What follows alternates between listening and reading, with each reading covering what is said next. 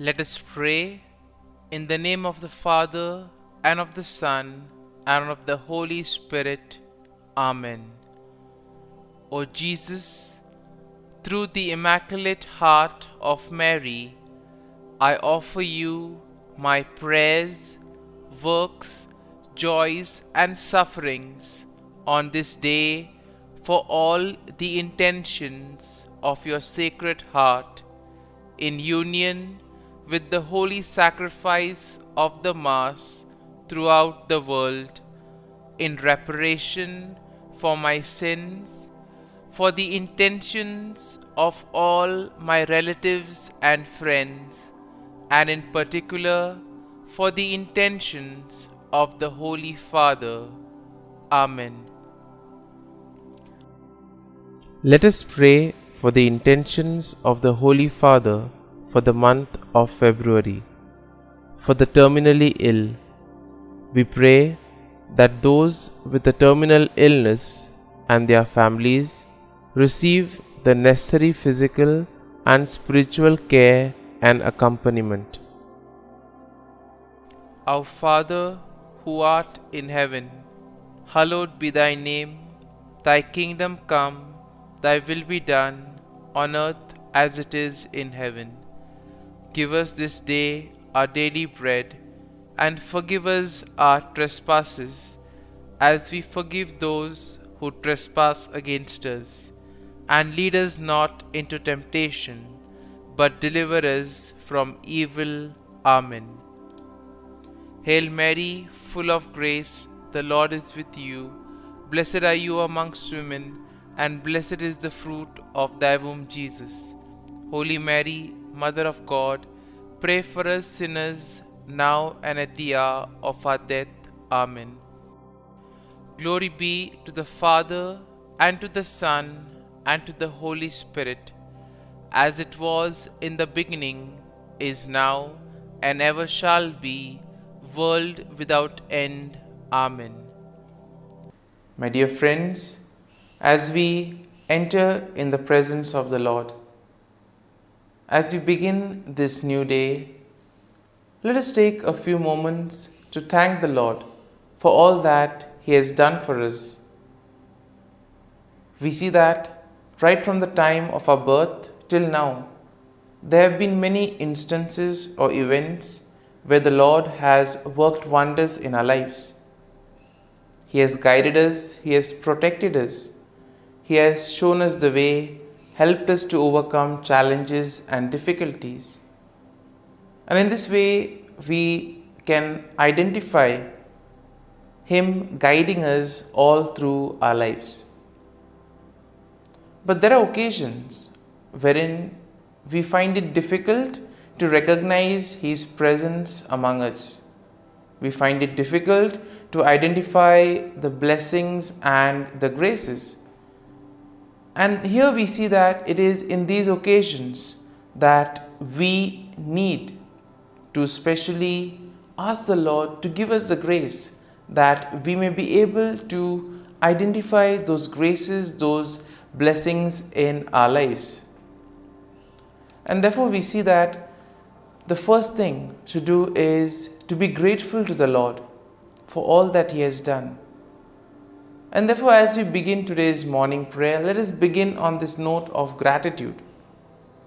Let us ask the Lord to help us identify His presence in our lives.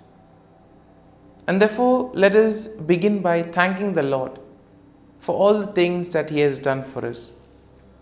Lord, we thank You for the gift of life.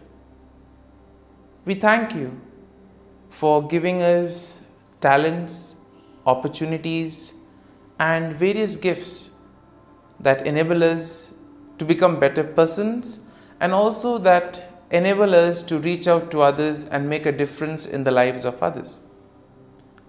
Lord, we also want to thank You for the gift of our family members, friends, relatives, near and dear ones, and all those who play a very important role in our lives.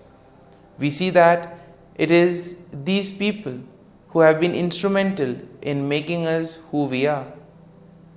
They are the ones who have devoted their time, energy, and effort.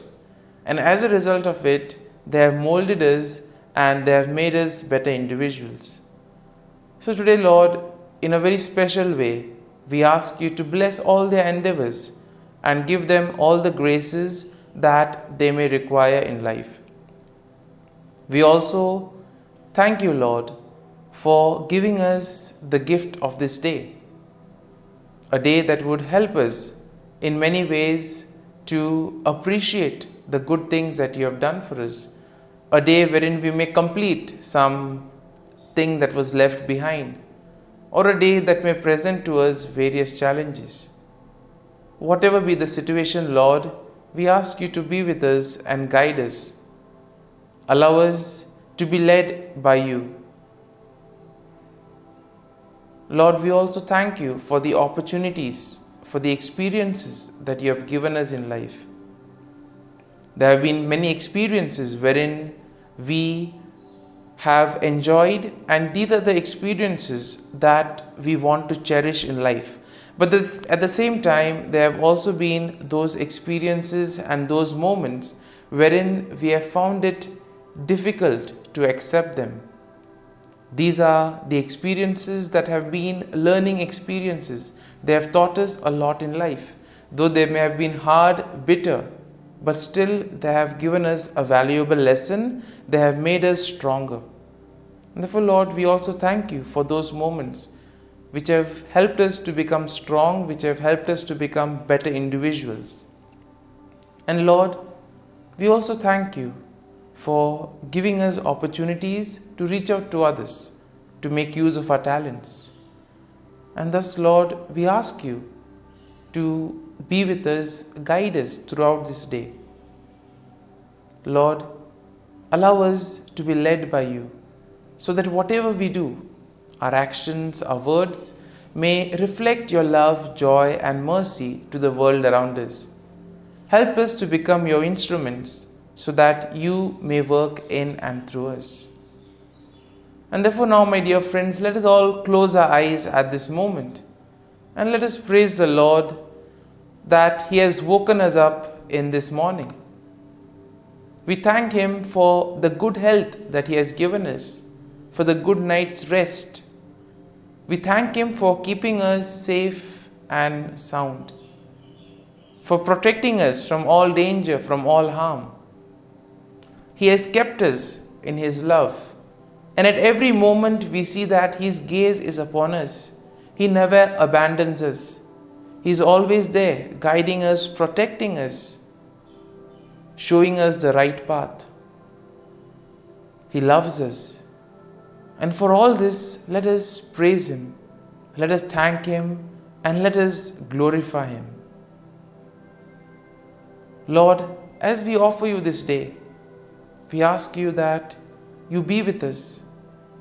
Help us to make the right decisions. Help us to do the right things, so that we too may become worthy instruments, that we may be worthy workers in your vineyard.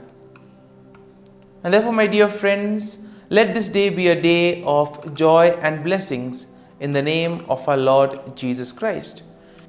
My dear friends, let us now reflect and meditate on Psalm 65. As usual, we shall have a general overview of the psalm, and then we shall take a look at a few verses in detail, trying to see how the psalm plays an important role in our lives. And therefore we see that Psalm 65 is in a way a psalm of praise that is attributed to David. It is a beautiful hymn that celebrates God's goodness and provision in the natural world. It also shows how God cares for His people. Now the psalm can be divided into three main sections. The first is an exaltation of God's character and praise for His acts. And that is something that we'll find in verses 1 to 4. Then in verses 5 to 8, we have the recognition of God's power and control over creation. And then in the final section, from verses 9 to 13, we have gratitude for God's provision and blessings and a declaration of the psalmist's response in worship. And therefore we see that this psalm in a way will motivate us to express our faith and trust in the Lord. Psalm 65 in a way is a profound expression of praise and gratitude for God's goodness and provision. It celebrates God's character and acknowledges His control over creation. In a way, we are all invited to give thanks to the Lord for the abundant blessings, for all the graces and gifts that He has showered on us. The psalm invites us to recognize God's handiwork in the natural world. It calls us to see God in creation, see God in the things around us, and therefore to respond with joyful worship and gratitude. And therefore something, when we look at creation, when we look at the things around us, can we thank the Lord for those things? Can we thank the Lord for the beautiful nature around us? And therefore we see that Psalm 65 will be a reminder that God is indeed the source of all blessings. And therefore it is our duty and our salvation to praise Him and give Him thanks. And now, having seen the general overview of the psalm, let us go and look at a few verses in detail. Now verses 1 to 4 go like this. Praise is awaiting you, O God, in Zion, and to you the vow shall be performed. O you who hear prayer, to you all flesh will come. Iniquities prevail against me as for our transgressions. You will provide atonement for them. Blessed is the man you chose and caused to approach you, that he may dwell in your courts. Now the psalm begins with a declaration of praise and recognition of God's presence in Zion. And in this way, the psalmist acknowledges that all flesh will come before God with all their prayers. That means all individuals, all people will go to the Lord with their prayers, and the Lord will welcome them. He will willingly listen to all that they have to tell Him. And therefore this is a good reminder for us that when we find ourselves in difficult moments, we can approach the Lord, we can speak to Him, and He will be there to listen to all our prayers, to all our feelings, all our sentiments.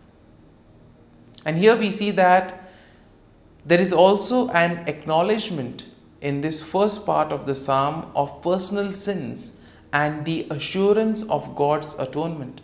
The Lord will forgive us, He will cleanse us of all our sins.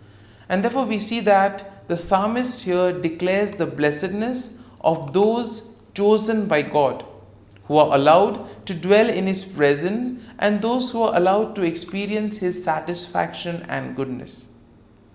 And thus we move to verses 5 and 8, which go like this. By awesome deeds in righteousness you will answer us, O God of our salvation. You who are the confidence of all the ends of the earth and of the far off seas, who established the mountains by His strength, being clothed with power, who stills the noise of the seas, the noise of their waves, and the tumult of the people. In this section, we see that the psalmist praises God for His power and control over creation. The psalmist recognizes that God is indeed the source of salvation, and therefore all of us need to place our confidence in the Lord. Place our faith and trust in Him that He will guide us, He will protect us. And therefore the psalmist is very happy.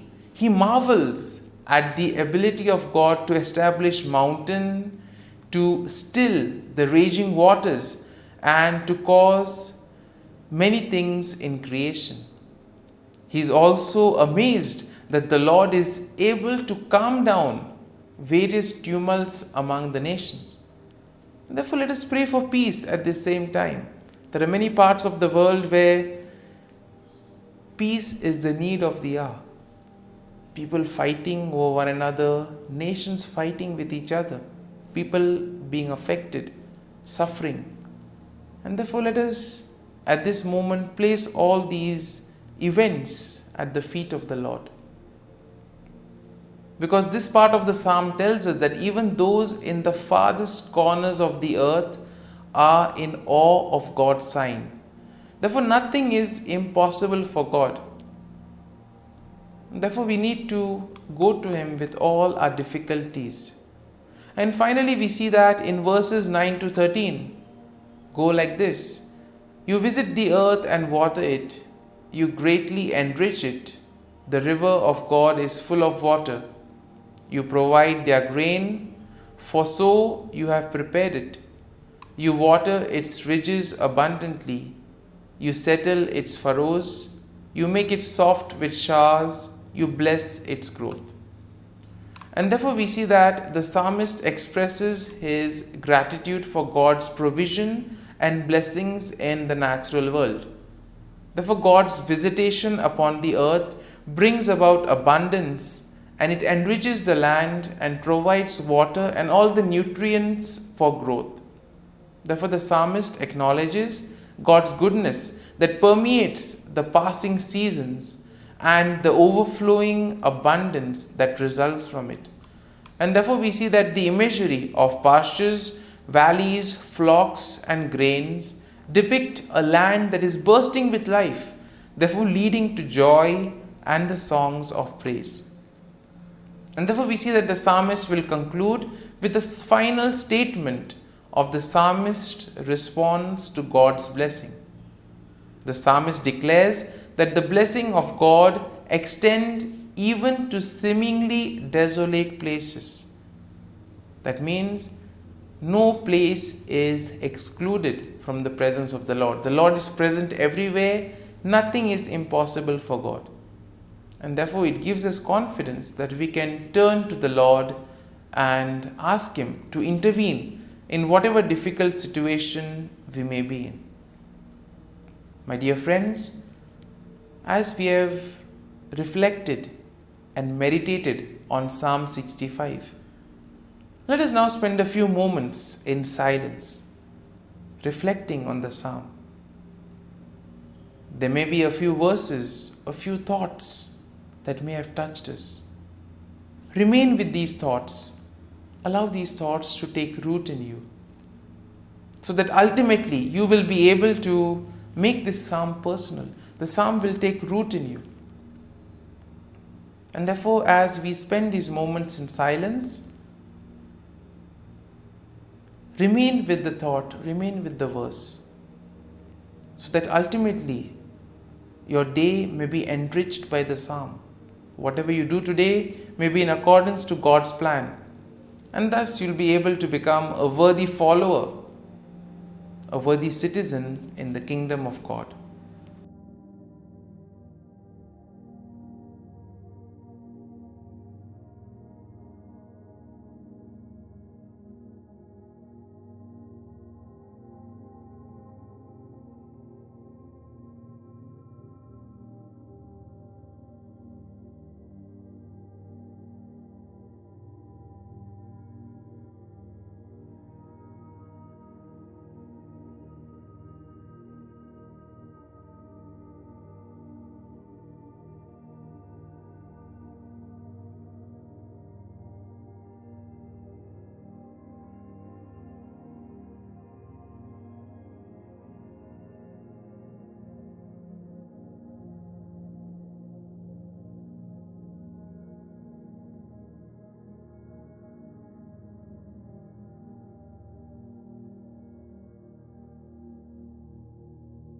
Prayer to Saint Michael the Archangel for protection.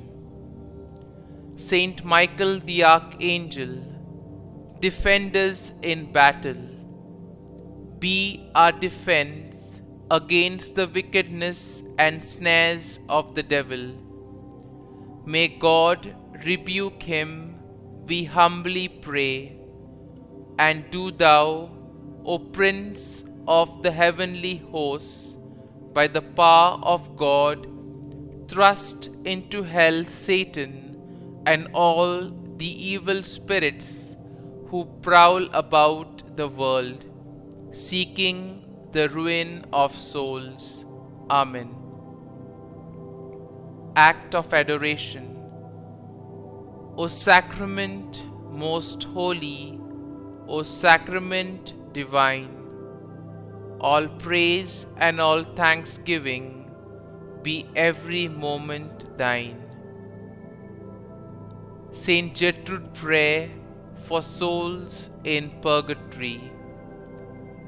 Eternal Father, I offer Thee the most precious blood of Thy divine Son, Jesus, in union with the masses said throughout the world today, for all the holy souls in purgatory, for sinners everywhere, for sinners in the universal church, those in my own home and within my family.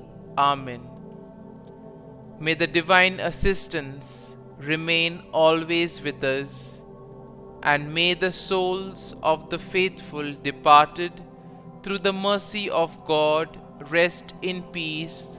Amen. Glory be to the Father, and to the Son, and to the Holy Spirit, as it was in the beginning, is now, and ever shall be, world without end. Amen.